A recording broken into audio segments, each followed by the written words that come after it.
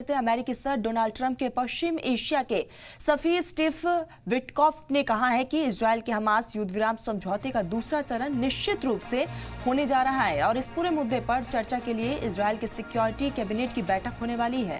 Israel और Hamas के बीच बंधक रिहाई युद्ध विराम समझौते के दूसरे चरण पर वार्ता इस हफ्ते शुरू होगी। इजरायल के प्रधानमंत्री बेंजामिन नेतन्याहू ने समझौते के पहले मरहले की जंगबंदी को जारी रखने के लिए बातचीत के लिए एक वफद काहिरा भेजा है।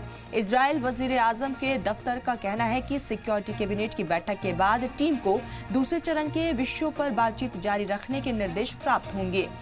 इस बात पर बल दिया गया है कि यह निर्णय अमेरिकी सरकार के साथ समन्वय में लिया गया है। विशेष दूत स्टीव विटकॉफ, जिन्होंने रविवार को नेतन्याहू से बात की, इस बीच सदर डोनाल्ड ट्रंप ने गाजा में इजरायल की अगली कार्रवाई के तय अपना अज़म दोहराया है।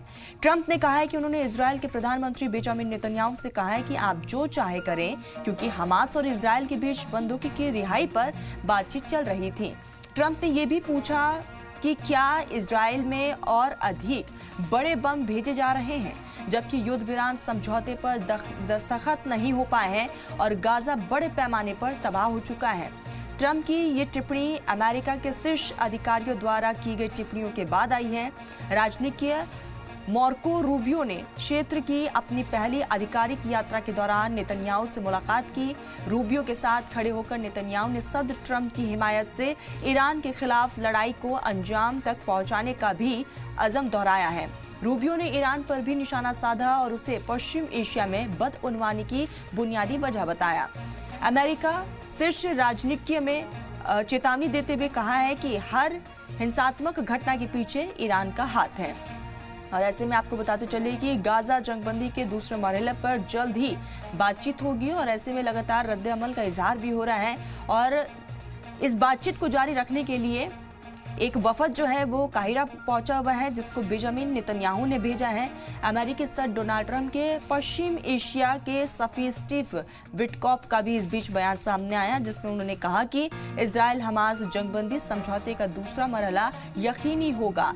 हालांकि आपको बता दें कि इससे पहले यानी कि पहले फेज की अगर हम बात कर ले तो पहले फेज में इजरायल की तरफ से ही काफ़ी ज़्यादा यहाँ पर मुश्किलें जो है वो देखने को मिली थी, क्योंकि हमास की तरफ से ये आरोप लगाया गया था इजरायल पर कि इजरायल रूल और रेगुलेशन का पालन नहीं कर रहा है, जिसके बाद हमास ने भी अपना कड़ा रुख दिखाते हुए बंदूकों की रिहाई पर रोक लगा दी थी।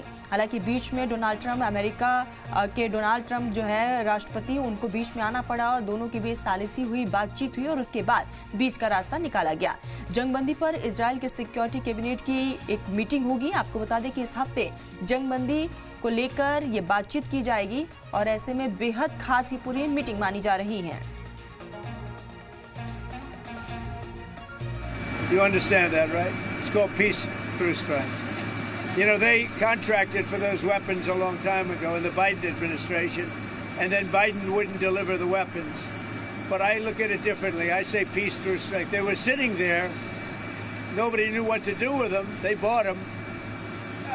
But I believe in that very strongly. The common theme in all of these challenges is Iran. It is the single greatest source of instability in the region.